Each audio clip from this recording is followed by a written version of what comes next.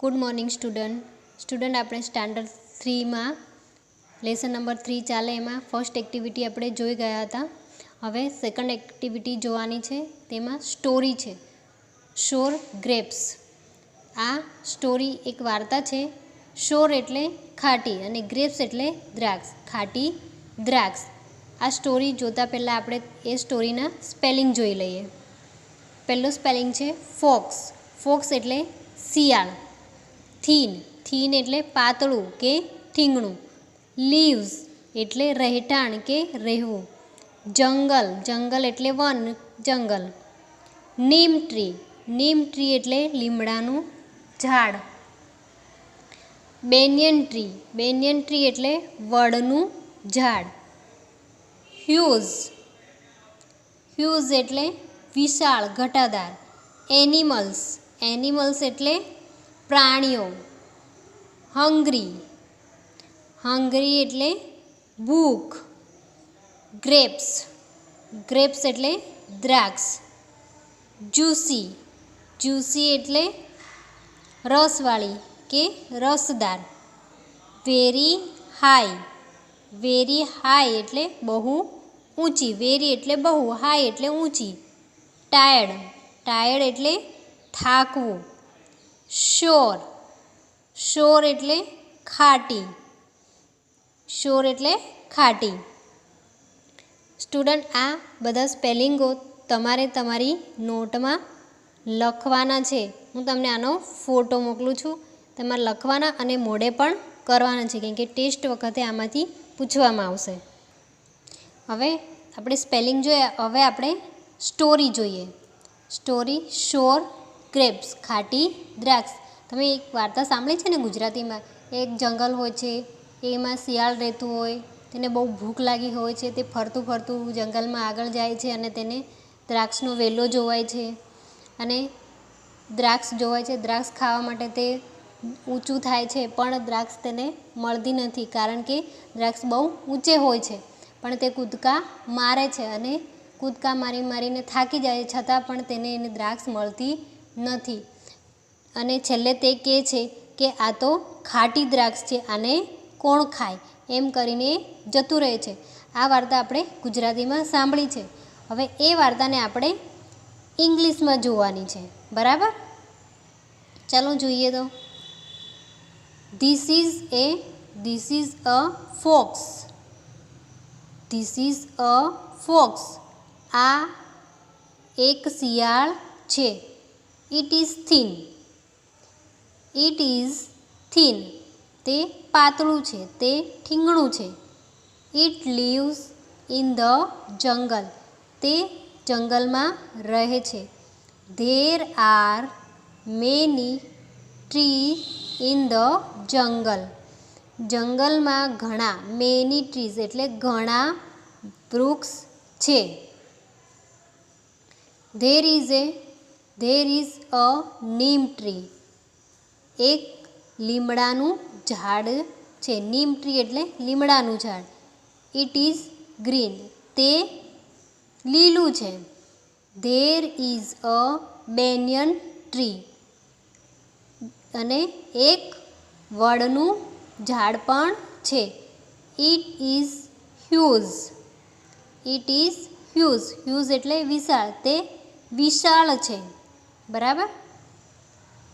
There are other animals also. અને બીજા કેટલાક પ્રાણીઓ પણ છે. જંગલમાં વૃક્ષ છે અને બીજા પ્રાણીઓ પણ છે. Some are small, some are big. થોડા નાના છે અને થોડા મોટા પ્રાણીઓ છે, બરાબર? જંગલમાં થોડા નાના પ્રાણીઓ છે અને બીજા મોટા પ્રાણીઓ છે. This is the fox. આ શિયાળ છે. It is old. તે ઘરડું છે. ઓલ્ડ એટલે ઘરડું. See it is not very young. જુઓ, તે ખૂબ યુવાન નથી. It is very thin. તે પાતળું છે, તે ઠીંગણું છે. The fox is hungry. શિયાળ ભૂખ્યું છે. હંગ્રી એટલે ભૂખ્યું. This fox is looking for something. આ જે ફોક્સ છે તે આમ તેમ કંઈક ખાવા માટે શોધી રહ્યું છે. લુકિંગ ફોર સમથિંગ, તે કંઈક ખાવા માટે શોધી રહ્યું છે. C it is trying to find something. જુઓ, તે કંઈક શોધવાનો પ્રયત્ન કરે છે. સમથિંગ એટલે કંઈક, ફાઇન્ડ એટલે શોધવું, ટ્રાઇંગ એટલે પ્રયત્ન. તે કંઈક શોધવાનો પ્રયત્ન કરે છે. There are some grapes here. There are some grapes here. અહીં થોડી દ્રાક્ષ છે.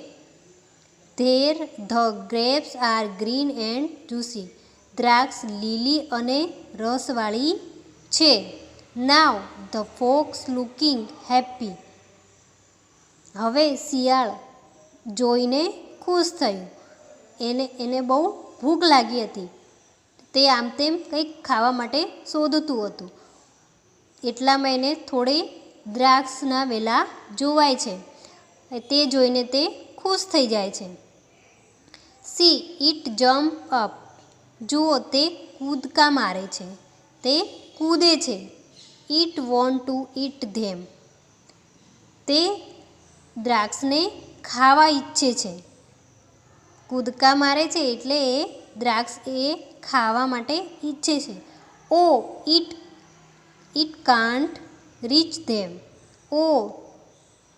તેને પહોંચી શકતું નથી. It can't no reach them. તે ત્યાં સુધી પહોંચી શકતું નથી. It jumps again and again. તે વારંવાર કૂદે છે. Still no grapes. પણ તેને દ્રાક્ષ મળી નહીં. The grapes are very high. દ્રાક્ષ બહુ ઊંચે છે. It jumps again and again. પણ તે કૂદકા મારવાનું ચાલુ જ રાખે છે. શિયાળ હતું, એને બહુ ભૂખ લાગી હતી. તે આમ તેમ ખાવા માટે શોધી રહ્યું હતું. શોધતા એ પ્રયત્ન કરે છે, પણ એને થોડા દ્રાક્ષના વેલાય જોવાય છે. દ્રાક્ષ કેવી હતી? ગ્રીન અને જ્યુસી, લીલી અને રસદાર હતી. તે દ્રાક્ષ લેવા માટે કૂદકા મારે છે, પણ છતાં તેને એ દ્રાક્ષ મળતી નથી. કારણ કે દ્રાક્ષ બહુ ઊંચે હોય છે. છતાં પણ તે દ્રાક્ષ લેવા માટે કૂદકા મારવાનું ચાલુ રાખે છે. આફ્ટર સમ ટાઈમ, થોડા સમય પછી, ઇટ ઇઝ ટાયર્ડ. તે થાકે છે. ટાયર્ડ એટલે થાકવું. થોડા સમય પછી તે થાકે છે. It is still hungry. પણ હજી પણ તે ભૂખ્યું છે. But what can it do. પણ તે શું કરી શકે? બટ એટલે પણ, વોટ કેન ઇટ ડુ. પણ તે શું કરી શકે? It looks at the grapes. તે દ્રાક્ષ તરફ જુએ છે. તે બોલે છે, લુક એટ ધીસ ગ્રેપ્સ. આ દ્રાક્ષ તો જુઓ. ધે આર સોર. તે ખાટી છે. શું કહે છે? આ દ્રાક્ષને તો જુઓ, તે ખાટી છે. હુ વિલ ઇટ સોર ગ્રેપ્સ. આ ખાટી દ્રાક્ષ કોણ ખાય? એન્ડ ઇટ ગો અવે. અને તે ત્યાંથી જતું રહે છે. એ શિયાળ, એને ભૂખ લાગી હતી. બહુ પ્રયત્ન કરવા છતાં પણ એને દ્રાક્ષ મળતી નથી. અને છેલ્લે કહે છે કે આ દ્રાક્ષ તો જુઓ કેવી છે. દ્રાક્ષ ખાટી છે. આવી ખાટી દ્રાક્ષને કોણ ખાય? એમ કહી તે ત્યાંથી જતું રહે છે. આ આપણી સ્ટોરી અહીંયા પૂરી થાય છે. આ સ્ટોરી તમારે વાંચવાની છે અને તેના સ્પેલિંગ કરવાના છે. હવે આપણે એની થોડી એક્સરસાઇઝ જોઈએ. પહેલી એક્સરસાઇઝ, કૌંસમાં આપેલ ખાલી જગ્યામાંથી સાચો વિકલ્પ પસંદ કરવાનો છે. ધ ખાલી જગ્યા ઇઝ થીન, તો કોણ આવશે? ફોક્સ કે એલિફન્ટ? શું આવશે? ફોક્સ. બરાબર. The fox lives in the city કે ફોરેસ્ટ? ફોક્સ ક્યાં રહેતું હતું? શહેરમાં કે જંગલમાં? ક્યાં હતું? ફોરેસ્ટ. ફોરેસ્ટ એટલે જંગલ જ થશે, એટલે અહીંયા આ ખાલી જગ્યામાં આવશે forest. There are neem and ખાલી જગ્યા ટ્રી ઇન ધ જંગલ. જંગલમાં કઈ કઈ ટ્રી હતી? નીમ ટ્રી એન્ડ બેનિયન ટ્રી. બરાબર. એટલે અહીંયા બનાના અને બેનિયન બે આપેલા છે, એમાંથી તમારે બેનિયન ટ્રી લખવાની છે.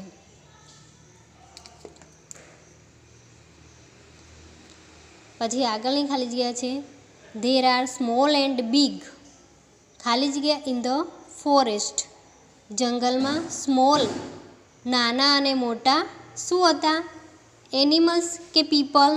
તો કોણ હતા? એનિમલ્સ હતા. તો ખાલી જગ્યામાં આવશે એનિમલ્સ. ધ ફોક્સ ઇઝ ખાલી જગ્યા. ફોક્સ કેવું હતું? ઓલ્ડ કે યંગ? કેવું હતું? ઓલ્ડ હતું, એ ઘરડું હતું. The fox went to eat. દ્રાક્ષને શું ખાવા માટે મળ્યું હતું? ગ્રેપ્સ કે બ્રેડ? તો એને ગ્રેપ્સ ખાવા માટે મળી હતી, તો અહીંયા આવશે ગ્રેપ્સ. ધ ફોક્સ ખાલી જગ્યા ટુ ગેટ ધ ગ્રેપ્સ. શિયાળ દ્રાક્ષ ખાવા માટે શું કરતું હતું? રન કર્યું હતું કે જમ્પ્સ કરતો હતો? તો એ જમ્પ્સ કરતું હતું, જમ્પ કરતું હતું એટલે કૂદકા મારતું હતું. દ્રાક્ષ ખાવા માટે તે જમ્પ એટલે કૂદકા મારતો હતો. હવે ખરા ખોટાની નિશાની કરો. Right true or false. The fox is hungry. શિયાળ ભૂખ્યું હતું, તો શું આવશે અહીંયા? સાચું. શું આવશે? અહીંયા આવશે સાચું. The fox got the food. શિયાળ ખાવાનું શોધતું હતું. હા, એ ભૂખ લાગી હતી એટલે એ ખાવા શોધતું હતું. The fox saw some bananas. શિયાળ સો સમ બનાના એટલે શિયાળને થોડા બનાના જોવાયા હતા. ખોટું. એને શું જોવાયું હતું? Some grapes. The grapes are red and juicy. Grapes કેવી હતી? લાલ અને રસવાળી હતી. ખોટું. એ કેવી હતી? ગ્રીન એન્ડ જ્યુસી હતી. એટલે આ અહીંયા ફોલ્સ આવશે, ખોટું આવશે. The grapes are very high. દ્રાક્ષ ઘણી ઊંચી હતી. સાચું. અહીંયા ખરું આવશે. બરાબર. હવે આગળની એક્સરસાઇઝ જોઈએ. ઉદાહરણ મુજબ પ્રશ્નના જવાબ આપો. હવે અહીંયા એક ઉદાહરણ આપેલું છે, તે આપણે જોઈએ. How is the banyan tree? How is the banyan tree small કે હ્યુઝ? બનિયન ટ્રી કેવી હતી? સ્મોલ હતી કે હ્યુઝ હતી? નાની હતી કે વિશાળ હતી? તો બનિયન ટ્રી કેવી હતી? હ્યુઝ. તો બનિયન ટ્રી હ્યુઝ. હવે બીજું જોઈએ. How is the fox? શિયાળ કેવું છે? તો થીન કે હ્યુઝ? કેવું હતું એ? થીન. તો ફોક્સ થીન. શું આવશે અહીંયા? ખાલી આ થીન પહેલાં તમારે થીન લખવાનું અને પછી ફોક્સ લખી દેવાનું. બરાબર. આ ઉપર જે મુજબ આપેલું છે એ રીતે તમારે પહેલાં થીન લખવાનું અને ફોક્સ લખવાનું છે. તો fox thin. How are the grapes? દ્રાક્ષ કેવી છે? ગ્રીન એન્ડ જ્યુસી કે ઓરેન્જ એન્ડ જ્યુસી? તો ગ્રેપ્સ કેવી હતી? Green and juicy grapes. તો અહીંયા આવશે ગ્રીન એન્ડ જ્યુસી ગ્રેપ્સ. શું આવશે? આ આવશે પહેલાં ગ્રીન એન્ડ જ્યુસી, પછી ગ્રેપ્સ લખવાનું છે. બરાબર. હવે આગળ જોઈએ. How are the grapes at the end of the story? છેલ્લે સ્ટોરીના એન્ડમાં ગ્રેપ્સ કેવી બતાવે છે? શિયાળ આપણે જ્યારે એને મળતી નથી અને તે ગ્રેપ્સને કેવી કહે છે? તો કેવી કહે? સ્વીટ કહે છે કે શોર કહે છે? તો કેવી કહે છે? શ્યોર. તો અહીંયા આવશે શ્યોર. ગ્રેપ્સ એટ ધ, અહીંયાથી લખવાનું, પહેલાં શ્યોર લખવાનું, પછી grapes at the end of the story. આ આખું સેન્ટન્સ તમારે અહીંયા સુધીનું, અહીંથી લઈને આ આખું સેન્ટન્સ લખી દેવાનું. બરાબર? પહેલાં શ્યોર લખવાનું, પછી grapes at the end of the story. બરાબર? એ રીતે આખું સેન્ટન્સ થશે. How are the tree in the jungle? તો જંગલમાં કે ટ્રીઝ કેવા હતા? બ્લુ કે ગ્રીન? કેવા હતા? તો ગ્રીન હતા. તો અહીંયા આવશે ગ્રીન ટ્રીઝ ઇન ધ જંગલ. પહેલાં ગ્રીન લખવાનું, પછી ટ્રીઝ ઇન ધ જંગલ. અહીંયાથી આખું સેન્ટન્સ તમારે લખી દેવાનું અહીંયા. બરાબર? આ રીતે તમારે બધી એક્સરસાઇઝ તમારી નોટમાં કરવાની છે. હું તમને આનો ફોટો મોકલીશ અને તમારે તૈયાર પણ કરી દેવાનું, કેમ કે લેસન પૂરું થશે એટલે આપણે ટેસ્ટ લેવામાં આવશે.